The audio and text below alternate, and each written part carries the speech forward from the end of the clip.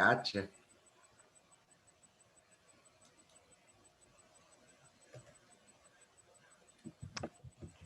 All right, we're all set, Tawana, if you want to kick off.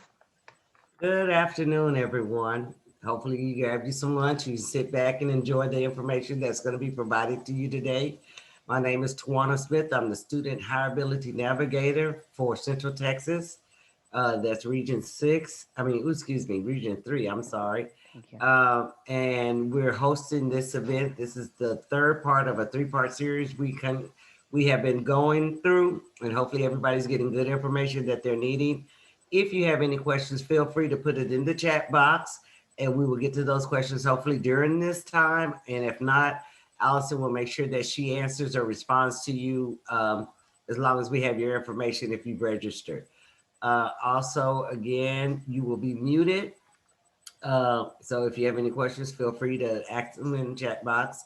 The Student Hireability Navigator in Central Texas, we work with VR Services, which is vocational rehabilitation services for kids between the ages of 14 and 22, helping them find jobs, getting them ready as far as their pre-S, which is pre-employment training services that make sure they're ready for life after high school. So this is some of the things that helps parents as well as the kids know about different things and options that are available out there. So like I said, feel free to jump in, type in your question, and I'll put in my information in the chat box if you need information. If you live in the Central Texas area, which is Bell County, mainly Bell County, Coryell County, areas that I service, and I can get you hooked up with any vocational rehab service counselor that you may need or want information from, because our summer earn and learn program is getting ready to kick off. So we definitely want your kids ready to start working and getting that work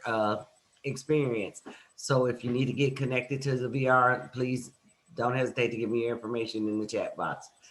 And from now, I'll give it to Miss Allison. Thank you so much. And Tawana, yeah, I'm glad that you mentioned that. VR and summer earn and learn and pre-ETS, all of these things. We've had some webinars on these topics, and we do have those out there on our YouTube channel. But again, I mean, you're here because you have a child with a disability. If they're child with a disability between 14 and 18, there are some really awesome programs available for you that are free of charge in the state of Texas to help you get your child to work. So do check it out. And like you said, that summer earn and learn program, it's a pretty good program, and there are spots available right now. So definitely check that out. Well, thanks for having us again. If you are here today for the first time, I'm Allison Schaberg, Consolidated Planning Group. We are a holistic special needs financial planning firm. I'm pretty passionate about the work that we do, and I'm a mom. I live this both personally and professionally. I'm a mom to four. I have two with special needs, and I have one that kind of crossed over into adulthood. And even doing what I do for a living and knowing what I know, I would say that the process is bumpy. It's not easy, and so we put out a lot of webinars on a pretty regular basis as it relates to special needs planning to help make your journey a little bit easier. So we talk about all kinds of topics, far and wide as it relates to special needs. And today is a little bit of a lighter topic, but I'm happy to talk to you about this one today, of what is a letter of intent and why do I need one? And so, what is happening in the special needs community? We have all of these, I like to call them buzzwords, that are flying around of all the things that we need to do. And, we hear about guardianship and special needs trust and what to do and what not to do, and SSI and Medicaid, and just there's so many moving parts. But a letter of intent doesn't always get the intention that it should, and it's a pretty cool thing. So I just wanted to share that with you guys today. Okay, so I commonly refer to a letter of intent as basically a family love letter. Okay, it's part of your planning. We have wills and we have all these other documents and things that we put together, but this is a document that just really is putting your wishes down. This is, as mom and dad, we eat, sleep, and breathe our kids. We know them backwards and forwards. We know what makes them tick, what makes them melt down, and everything in between as it relates to um, just everything, like their medical diagnosis, when it happened. We have got a lot of kids that have multiple diagnoses, list of medications. There's just so many things. But my point is when it comes down to this, we don't think about writing these things down. We don't think about sharing this with others, and sometimes we have maybe a one income household where one person is predominantly working, and the other one is a caregiver for the child. And so sometimes even in your own household, as mom or dad that's carrying out this role, you don't necessarily always share all of your routines. So the whole part, I'm sorry, we lost it there with our slideshow here. Um, so I think the whole point of the letter of intent is getting this down in a documented format that you can share with somebody else, that if something happened to you, you were incapacitated and you couldn't speak, or you are no longer here on this earth, it is all down. And so some of our kids are a lot more complex than others. Um, but but even our closest friend or a family member, maybe it's a brother or sister or a parent, even though they're all very very involved, they may not know all of these things. So it is just completely designed for this person to be able to pick up this document and do the best they can to fill in your shoes, and to not miss a beat, not miss important medications or medical appointments or all of the information that they might need. Okay. So, some of the questions that we get on this is, do we even really need this? What I will say is the answer is yes. So even if you already have a will, um, a testamentary or a trust, all of the different documents that you can have, out there, you still need this. Okay. So those are legal documents. The letter of intent is really not designed to be a legal document. It's designed to communicate your knowledge, your specific hopes and dreams and desires for your child's future care and well being. So, whether that be with a successor caregiver that you have named, maybe you don't have someone, we hear those types of things, but it's just really laying it all out. And so, what I could say is like, as you're going through this process, as you're thinking about this, I say that I kind of say it tongue in cheek that you have forgot more. You have forgot more about your child's care than anybody will ever know. And so that's what you have to remember. Again, some of this stuff is just second nature to you. You could do it in your sleep. In fact, most of the you have done it in your sleep, but other people are in that position. And so that's why that this is so important. So when it comes to creating your letter of intent and what might be in a letter of intent, so actually we've created one. So we do have a form fillable PDF of a letter of intent that we have created. And the crazy thing is, and this is going to sound insane, but it's 20 pages long. So how in the world could it be 20 pages long? But when you start kind of looking at this list that we have here and the things that go into it and the things that matter as it relates to a child, it's so much more than their diagnosis and the medications that they're taking. It's everything in the family values, where everything is. And um and and so there is a lot of time and effort that goes into this. So this is not a document that I would say that you guys are going to complete overnight. I've actually seen people have letters of intent that are actually longer than 20 pages long. Um, but this is something that we would say that start the process. So if you've got this long list, most of our special needs families have a long list of things that they need to do or that they need to work on, especially if you have a child that is kind of coming around the bend or has turned 18. There's a kind of a long list of things that may need to happen. So just put this on your radar of like, I'd like to get this done. I'd like to accomplish this in the next 90 days. And maybe you sit down with it for little bits at a time. This is not something that you're probably going to complete all at once. And for our kids that are, in this transition phase, and these diagnoses has happened at birth, or they happened, in the early days, and kind of digging out the history of that and diagnosis dates and kind of all of the things that matter. Some of it you're going to have to do a little bit of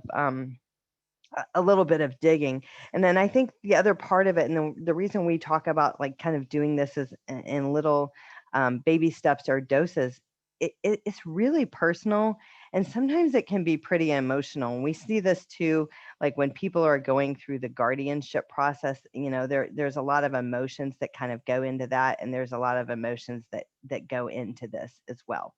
Um, so, so one person said, I've got some questions here in the chat box. Do you need a letter of intent for a special needs child if you have more than one special needs child? And so again, yeah, I would have two in that example, because each child is, vastly different. um, they're vastly different in their needs and whatever their disabilities are, and whatever medications they are taking. So yeah, it's kind of time consuming. So the PDF is something that we typically provide to our clients that we're working with, and we provide that free of charge. And it's just kind of one of the many documents that you have, and you kind of put in your drawer of planning and kind of taking the next steps. There's a lot of ways that you can go about creating your letter of intent. And what we say is we definitely suggest that it is in some type of Word document or word processing document that you can go back to, because you're going to want to revisit this periodically. I suggest twice a year is a good time. It's kind of a good reminder to do it twice a year. But for our kids that have really critical issues that are ever changing, so we do have families that that are in that category, so then you may need to update this a little bit more frequently than some others might. And so this is like, once you have the basis of it done, then it's easy to go back and edit it. I mean, there's a lot of things that just aren't going to change, the city and state and county in which a person was born, and the hospital, and what schools they attended and when, that kind of stuff. That stuff's just not going to change. I think the bulk of the changes that might happen are, the medical circumstances, the routines, and of course anything as it relates to moving or changes, life changes, if you will. Okay, so this is an example, and I'll show another example of our letter of intent and just our booklet in just a moment. And it's one of those things that's not, I wouldn't call it, perfect by any stretch of the imagination, but again, it does really highlight the main things. And then there's a lot of pages like for additional details that a person could include that maybe weren't included in that. So I'm gonna stop my share just for a second, and I'm gonna pull up the other the letter of intent workbook. Bear with me one second. There we go. Okay, hopefully everybody can see that okay. So this is the document that we're referring to here. This is the letter of intent workbook. And it just, I think that the beauty of this one is that it's form fillable instead of handwritten. And so again, it's just one of those things. It's a good track it's a good track to move on. But the bottom line is the biggest takeaway of all of this is that having one. So whether you have our template, you want our template, or you create your own, it's best to do it. It's truly best to do it in the format of a word processor or something like that, because it's so easy to edit from there. Okay, so when we're talking about why do we do this, okay, so if we're young and we're healthy or life is good, um, we're not always thinking about what if I'm not here, or what if something happens to me, or nothing can happen to me because everybody needs me, or those types of things. But what we do know is that when it comes to caregivers, a lot of times, 53% of the time, people's health, a caregiver's health worsens due to basically they're putting everybody else's needs above their own. And so when it comes to the educational topics and the things that we put out there on a pretty regular basis, I mean, it just has to do with planning and next steps. It could be transition, and then establishing lifetime care plans. Like, how do we plan for all of these things? So our hope and goal is that you're going to be here and that nobody ever needs this document. But even if you got sick and you had surgery and somebody else was filling in for you because you couldn't, again, including a spouse that maybe is typically working and isn't in the day to day, the normal 8 or 10 hour day that that you're dealing with. I think it's still important. So, in addition to the caregiver concerns, 55% of caregivers are unaware of how to establish a lifetime financial plan for their special needs dependent. And so these are topics, again, that we talk about on a very, very regular basis because it's really, really important. So, what we find is that families are so busy being in the trenches every day, and the life that we live, and the life isn't mostly not easy, right? It's hard that we kind of put these things on the table. So, who is going to care for my child when I'm gone? If I have a child that's going to need care for the rest of their life, not just the rest of my life, how are we going to go about doing that? How do we fund it? Do I have enough money? Where does the money come from? Does it come from retirement assets? And if I'm funding future care for my child for them for the rest of their life, do am I going to have enough to fund my retirement? So when it comes to the caregiver concerns, some of the things that we truly want people to think about is taking a step back and thinking about what it is. What is your vision for you, for yourself, for you and your spouse, for your retirement? What does that look like? Because if we spend 25, 35, 40, sometimes 50 years working and saving for our future and our retirement, all people have hopes and dreams as it relates to what they want to do in their retirement. And some of those hopes and dreams are different. Some of for families that have special needs, some of them some of them are the same. Some of them just hope to have some respite care at some point.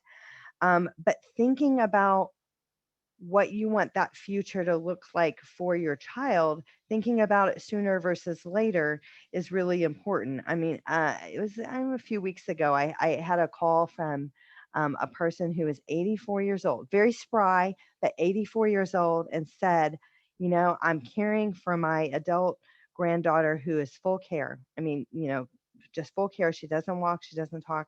Um, and I'm just realizing, I do okay, but I'm just realizing I'm not as young as I used to be. And I don't know who's going to care for her when I'm gone. I'm not going to live forever. And she's pretty healthy, speaking of her granddaughter. And so, my point in sharing that with you is that it snuck up on her. She was so busy being a caregiver and being who she was to her granddaughter and her full care and all of those needs it just dawned on her what's next and where do I go from here. And so thinking about those things, like, when does transition happen? And when I mean transition, I don't mean transition from basically just leaving, transition from childhood to adulthood, which we talk about that. But what about transition to transition programs? Okay, post high school, that's one thing, but what is the path? So once a person leaves high school or they leave a transition program, what is that path forward? Is there um, is there a group home? Will they stay in your home and have a caregiver? And ideally, you guys get a waiver and you can waive off some of the expenses and have attendant hours and things like that. But more families than not are not getting those waivers right now in the state of Texas, and there's a long waiting list, and there's a question mark as to when or if you will get help for that in the future. But thinking about your timeline and what are the strengths and and weaknesses of your child and where they might thrive. I mean, I talk to a lot of families. I have some families, their kids are very not social and have high anxiety and other things like that in social situations. And then I have other families with kids with disabilities that their kids really, really, really thrive in those social situations. So leaving high school and not having a plan is certainly an issue. So anyway, I just wanted to put that out there, that when you're thinking, because as parents, we're always thinking about our kids and the next thing that they need and how we can help and how we can make things go away or make things better. And then we've put ourselves on the back burner and we're really not looking at the big picture of what do I want? What do I need? Or how can I be the best mom that I can be for my special needs child? And not sacrificing all of my own hopes and dreams or goals or just sanity, just the things that I need for myself to just be okay. So as you're thinking about the plan and the lifetime care plan, the financial plan, think about all of those things. Just spend some time with that. and everything's different for everybody else. And what I would say is there is no right or wrong answers. I have families that know for sure from a social perspective that they want their kid to be in some kind of um, place where maybe they could work, or maybe there's a group home, or there's family, there's people that they have community with, basically community. And then I have other people that, over their dead body, would their child ever be in any type of facility, and they're scared of those facilities. And so either way, wherever you sit, on those topics, it's not wrong. It's just something that, think of now. If you're 40, you're 50, you're 60, think of that. Think about these things and have deliberate conversations with others, with family, with professionals. Who would be your successor guardians, or other things like that. So that way you're not in that position where you're 84 years old and saying, oh my gosh, what are we going to do? Or something happens health wise and physically you're no longer able to do the things that you once did before. So, so that is in a nutshell the letter of intent. These are the things that should be on your financial special needs financial planning radar. And again, these are things that are all on our YouTube channel, and we have webinars on all of these topics. We have ongoing webinars every month on these types of topics. So you can kind of go out there and see the things that may be, most important to you. Um, these are things that you need to know about. You either need to be on a list, you need to understand money, and money in the right buckets as it relates to your child who might be turning 18 sometime in the near future, and how things change when that happens, because there's a lot of things that are important to preserve eligibility for future benefits for our kids. So we really spend a lot of time talking about those things. What I would say is it is like drinking from a fire hose, and we really, really strive to make it easier and to put that knowledge in your hands so you can kind of learn some of it. SSI and SSDI, they're an animal in itself, and it is hard to navigate, and it's hard to understand. And just when you think you understand, what you understood was wrong. And so we try to take some of the guesswork out some of those. There are some good webinars on our YouTube channel that was administered by the Andy Hardwick with the Social Security Administration. He's the community liaison. Very, very knowledgeable, really great presentations. Some of them are a bit long. It's a lot of information. But so if you're scratching your head on SSI, SSDI, we will have additional webinars for that. And you can certainly go out and check some of those out. I think it will be helpful to you. So that is all I got for today. I would be happy to open it up to any additional questions that we have out there. I'm going to look at the chat box here. Okay, let's see. Yes. Okay, so we're talking about the template. Yes. So again, so we just had something in the chat box of I have a 30-year-old son with multiple disabilities, severe disabilities. This template will be tremendously helpful. And again, I think that's what we aim for on this, is we want it to be helpful. The more information that you have, the more understanding that you have on these topics, the more information you put out to someone else, um, the better. We just don't think about it. And it's okay not to sit around and think about gloom and doom of when I'm no longer here, or when I'm incapacitated, or what if I can't speak my intentions to someone else. This is about a letter of intent, is about being deliberate and having your heart heard of what you want for your child. You've done it. You've been doing it all along. And so I think it's about having that heard. So and I will attach the letter of intent template today to our participants that joined us today. Again, we'll put this out to you free of charge. So later this afternoon or tomorrow, you guys will get an email. It'll have today's recording in it. We will attach the letter of intent template. And also there will be a link for our YouTube channel, so you can subscribe to our YouTube channel and see some of the other recordings that we've had along the way. So I have additional We have question. another question. Where was it? Any advice for estimating future care costs for a medically complex child? Yes, yes. So we do that, and there's also another service, and the other service, they're not. So we're special needs, financial planners, and so we have cost estimators, and future care plans, and we're able to extrapolate the future costs. Um, and so sometimes people, so we're able to kind of give you what you need. So if you're looking, sometimes people are looking like for forensic accounting of this, if they might be going through a divorce or something like that. And there are like these um, they're like medical teams that'll do it for like a court or things like that, if that's something that a person is looking for. But we definitely, the future care cost estimator, the lifetime care plan, those are questions that we answer. How do I retire and stay retired for 25 to 35 years and not run out of money?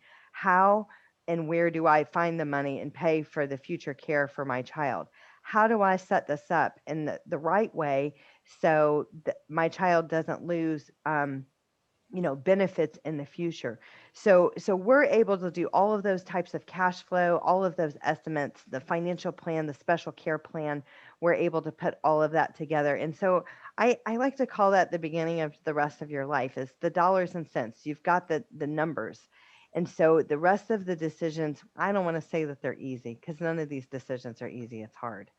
Um, but they're easier to figure out of, okay, well, great, I'm not going to run out of money, and I can pull from here, and this will fund this, and this will do this, and this all works together with with the legal documents that we already have in place, the special needs trust and kind of those types of things.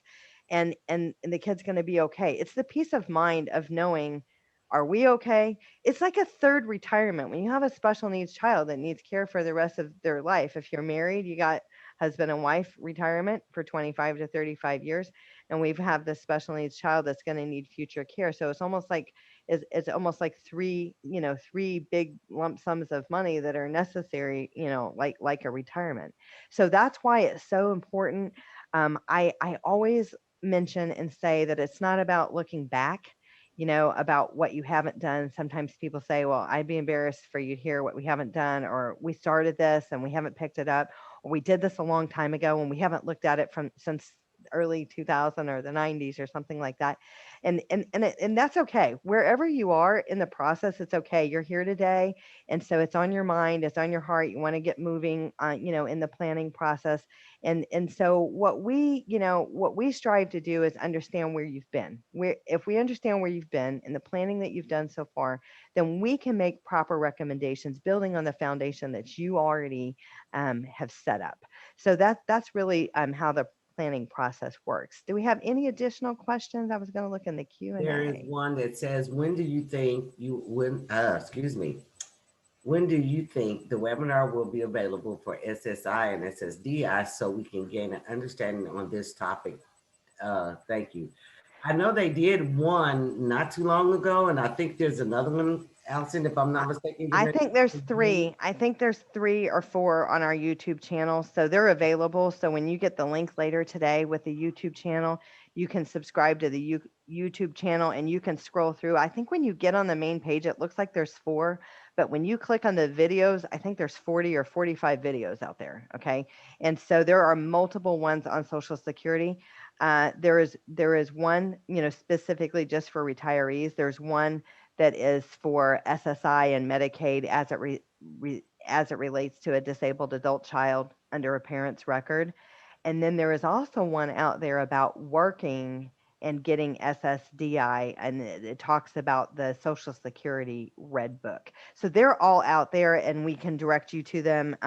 You'll see them out there on that page. And then we put out our events monthly. I'm not sure. I actually do think that we have one coming up in the month of May. I haven't. I don't know. We do so many of these events. From one day to the next. I'm not sure which topic we're on, but I actually think that there is one coming up in May live with Andy Hardwick. So you guys can look out for that as well.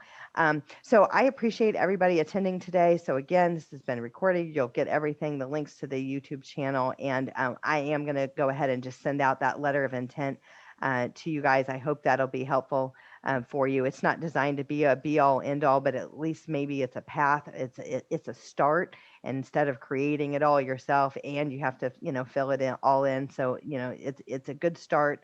And then that can kind of move you in the right direction of trying to get something like that completed in the next 90 days or something like that. But again, just setting that reminder of coming back to it a couple of times a year. Whenever that might be, like sometimes there's some downtime around the holidays or things like that, or that last quarter of the year we're planning for the next year or something like that. That might be a good time. So just kind of think about some of those things. Well, thank you so much for having us again, Tawana. Again, don't forget to check out that Summer Earn and Learn program. Check out some of Tawana's programs. And by the way, I know I keep talking about this YouTube channel, but there is a whole bunch of stuff on the Texas Workforce Solutions, Texas Workforce Commission, VR, Summer Earn and Learn. There are multiple presentations out there. So if you don't know about any of this, the contacts are out there, all the information that you might need to know on how to qualify and who to contact. It is definitely all out there on our YouTube channel. So definitely go check it out. And what you would need to do if you're interested in it, make sure that you, wherever you live at and whatever your area that you're in Texas or any other state, because most of them have something like this, that you get in touch with your vocational rehabilitation services office through Texas Workforce Commission. They can direct you to who is the person that you would need to talk to, because it's a difference between a vocational rehabilitation counselor and a TVRC, which is a vocational rehabilitative counselor. So they help you find the jobs more so with the students between the ages of 14 and 22.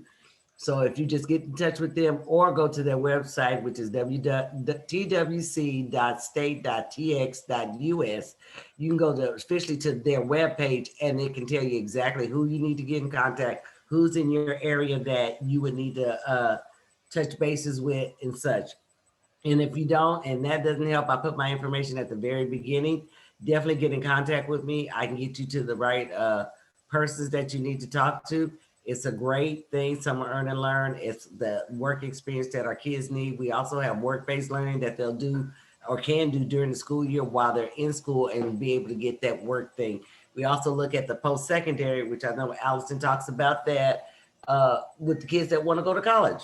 Some kids do and some kids don't, but we try to make them prepare for either or in their lifetime. And the earlier, the better. The sooner, the better. Because if you get them prepared now at 14, by 16, 17, when you say, what are you going to do besides sit on my couch? They can say, well, I'm going to college because I want to become. And here's some options I have: 2-year, 4-year, 18-month certificate, 4-year college, whatever it is they want to do. We want to make sure they're prepared to do it. And as you as parents, financially prepared to get them together, which is what consolidated planning helps you do, to make sure you can get your kids financially ready for whatever comes ahead, you know.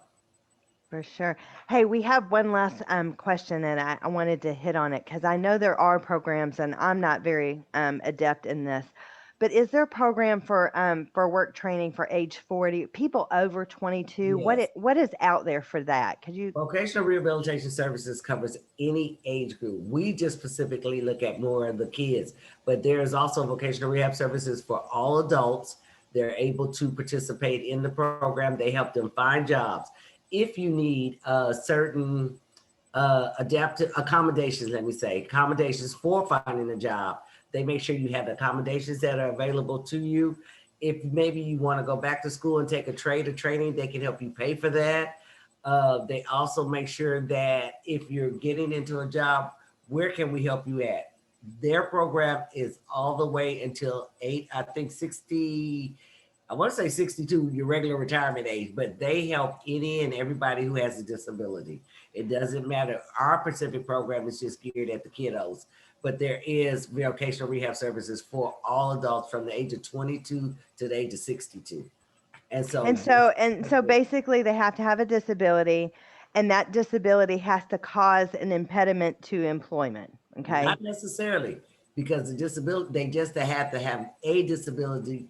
It can be documented. Say it can be reading, or it can be Hmm. math disability, or it can be a physical disability. Long as it's been documented or through school, or you can, or if they send you somewhere, it could be mental health, because mental health you can't see. So long as it's some kind of documentation showing that you have some kind of impediment, and you need some assistance to get your job, keep a job, and that's what they're there for, is to make sure you're employable, and you stay employed, uh, through whatever it is that you're going through. Some disabilities are temporary. You're considered disabled if you break your arm, because you can't use your arm again. So you may be temporarily disabled for a little while. And then once your arm is healed, then you can go back and do regular work with your arm, or your leg, or whatever it is. That's still considered a disability that can be used for services that vocational rehabilitation has. I think the bottom line is the biggest takeaway that you can just take away is that there is help out there. These are state and federally funded programs. They have money to provide support, to do testing, to do training, to do the things to help make that person be successful and close the gap and some of the gaps that they may have to employment. And it's out there and it's available. And I just love sharing that because so many people don't even know it's out there. So thanks for just kind of tacking that on at the tail end. I appreciate that, Tawana. Again, And if check it out anybody, on the YouTube channel. You can listen to the video. They have the slides, they have the contacts, basically anything that you need to know as it relates to Texas Workforce Solutions and Texas Workforce Commission, VR, and the Summer Earn and Learn. It is all out there. So and definitely check it the out. work training is available to all age groups. We start young, we go old. It used to be, and if people get confused with vocational rehabilitation, remember what the old DARS is. It's no longer DARS, DAR. It's now vocational rehabilitation services, but they provide a wider range of services and a better range of services because of the funding has been so much increased to help those with disabilities. And they got to get rid of those funds. It's not just that, it kind of, you use it or you lose it. You don't keep getting the same funding if they don't get rid of them. So that's the encouraging thing, is they want to help you. They want to help Yes. your child, or that the person with the disability. So And since great. we have a Well, pandemic, the funding is still sitting out there. There's still a lot of money out there to spend for when we all shut down. So definitely get in touch with your vocational rehabilitation offices that you have they're located in Texas Workforce Solution buildings for the most part. for sure, for sure. Well, thank you so much, Tawana. Thanks for having us. And we look forward to being back with you again soon. You have a great afternoon.